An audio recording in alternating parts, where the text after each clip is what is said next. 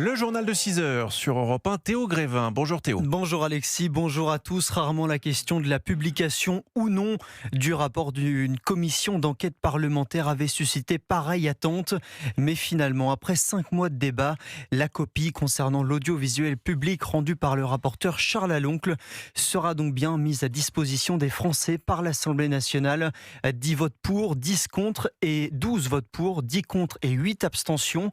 Mayalène Trémollet, vous avez suivi ces débats à l'Assemblée pour Europe 1. Le suspense aura duré plusieurs heures.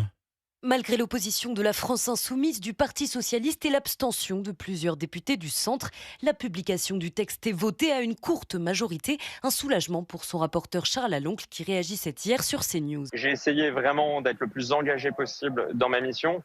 Je regrette simplement que ceux qui nous parlent de démocratie à longueur de temps sont les premiers à vouloir censurer des recommandations. Si certains élus comme les LR ont émis des réserves avant de voter en faveur du rapport au nom de la démocratie, comme l'explique la députée de droite Virginie Duby-Muller. Nous avons souhaité en responsabilité que les Français disposent d'une information éclairée sur ces enjeux et on considère qu'on ne peut pas mettre la poussière sous le tapis. À gauche, par contraste, personne ne cache sa consternation. Sophie Taillé-Polian, députée écologiste. Une majorité s'est dégagée.